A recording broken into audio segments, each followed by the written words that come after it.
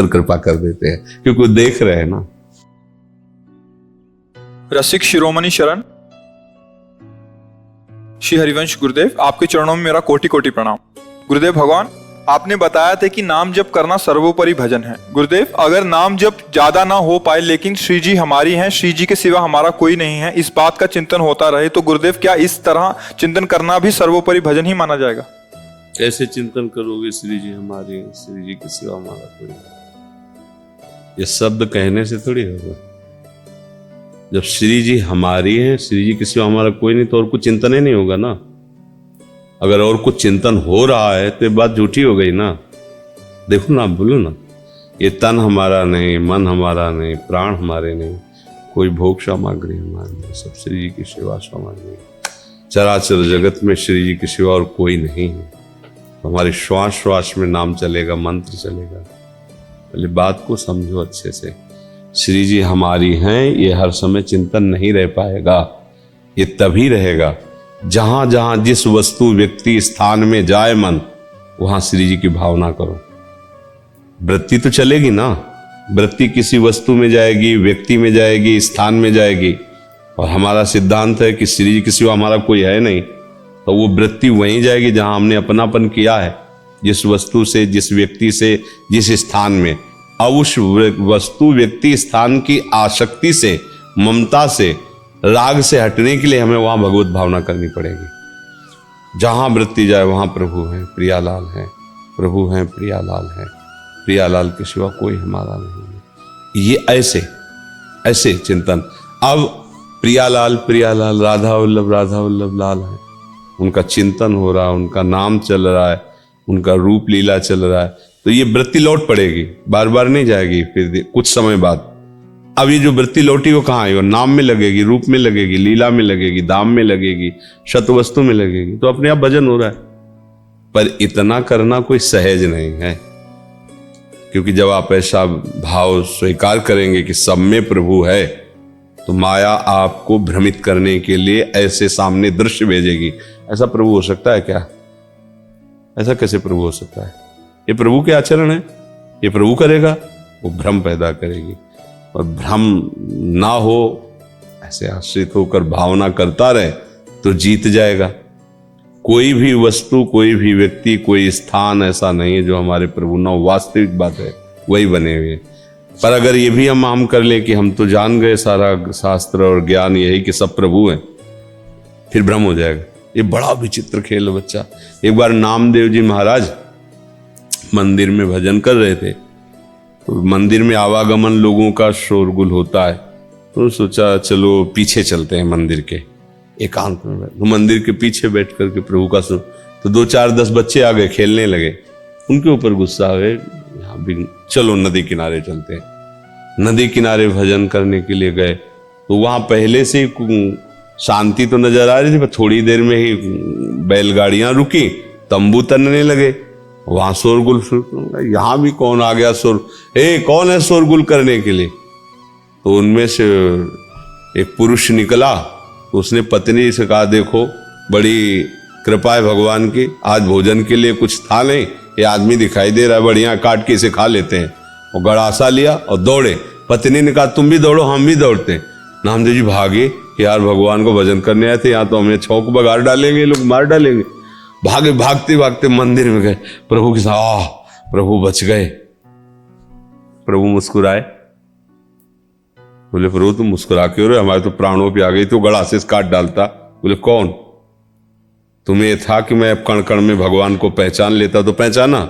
मैं ही था।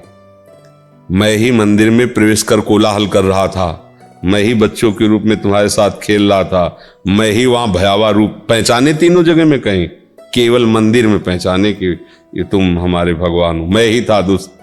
अरे प्रभु, तो बोले फिर मेरी कृपा से ही ये बात तुम जानते हो, अहम मत करना। अहम करोगे तो पहचान नहीं पाओगे, वो ऐसा रूप भयानक ले लेंगे कि आप भयभीत, तो भगवान ऐसे थोड़ी होते हो। कहते बुलाओ, काट के इसको छौक के खाते, बड़ी भूख लगी, भगवान ने बड़ी व्यवस्था कर दी, वो भागे।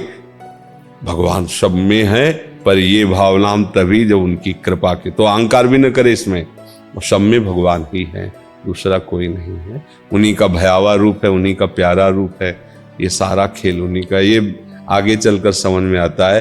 पर नाम जप अवश्य है, क्योंकि नाम से ही मन पवित्र होता और मरता है। इसको बहानेबाजी बहुत आती है नाम को। ये जब देखेगा कि ये तो बहुत सतर्क साधक हो रहा है, तो आपको भागवतिक साधन से ही फंसाए के गिराएगा। बहुत चतुर है। हाँ, प्रियाजू की आज इच्छा होगी कि गुलाब जामुन समोसा और चटनी खाएं, तभी हमारे मन में आया चलो भोग लगाते हैं। तो भोग लगाओ और जरा स्किन का लेके बांट दो। नहीं नहीं, पूरा पाएंगे। ये बहुत चतुर है मन। फिर ऐसे ही अच्छा प्रियाजू की ऐसी इच्छा होगी और वो बढ़ता चला जाता है संसार के। नहीं, तो इसीलिए नाम चाहिए। जबरदस्ती जपो ना नाम।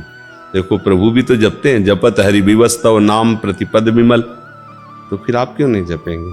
ये मन की चाल है।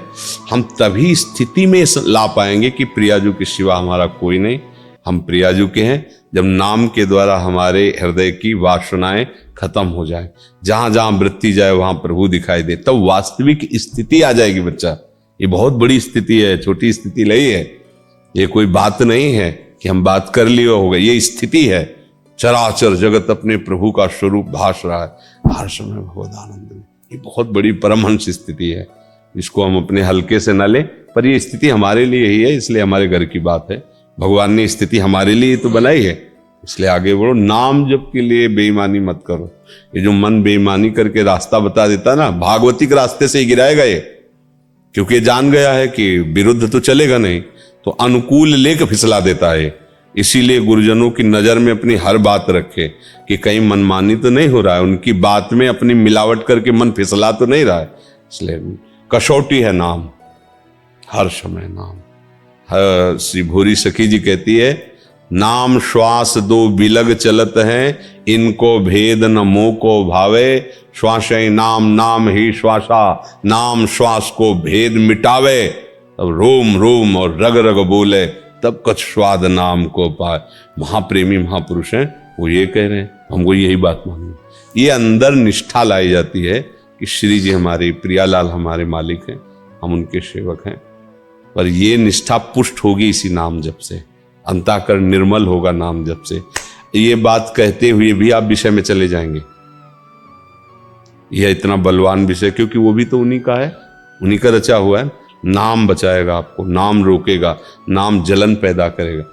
नाम के साथ कोई भी किसी भी तरह की घाटे वाली बात मन की नहीं माननी। नाम तो हर समय चलाते रहना है। हम आपसे बात कर रहे हैं, नाम जप नहीं पा रहे जिह्वा से, दिमाग में वो, जैसे आपको यहाँ से कहीं जाना है तो बात सुनोगे पर अंदर अंदर वो चलता रहे ना, वो हमें वहाँ जाना, उसके बाद वहाँ मिला, बात सुन रहे हो, बात कर रहे हो, ऐसे ही नाम चलता है उपासक का। आपसे बात हो रही है तो लगेगा ऐसे कैसे, जब बात हो रही तो फिर नाम कैसे चल रहा होगा? वैसे ही चल रहा है जैसे अभी तुम्हें 10 मिनट में जाना हो कहीं, बिल्कुल गाड़ी छूट जाए तो आप बात करोगे, बार बार आपका चिंतन जाएगा पर ये 5 मिनट में हमें छोड़ दो, मैं 5 मिनट में वहां पहुंच जाऊं। बातचीत होगी, समझोगे, पर अंदर अंदर चलेगा। ऐसे नाम चलता है कि वो क्रियाएं कर रहा है, बातचीत भी कर रहा है, सब व्यवहार कर रहा है, नाम हर समय चल रहा है। ये मतलब ये थोड़ा आगे चलकर स्थिति आती, पर अभ्यास। नाम छोड़ने की बात तो कभी मन में मत लाना। प्रभु भी सामने खड़े हो तो भी कोशिश करो कि नाम न छूटने पावे। नाम बहुत बड़ी वस्तु है। भाई जी हनुमान प्रसाद पोद्दार जी कहते, यदि भगवत दर्शन के समय नाम छूट रहा है तो ठीक बात नहीं, नाम उस समय भी चलना चाहिए। समझ गए?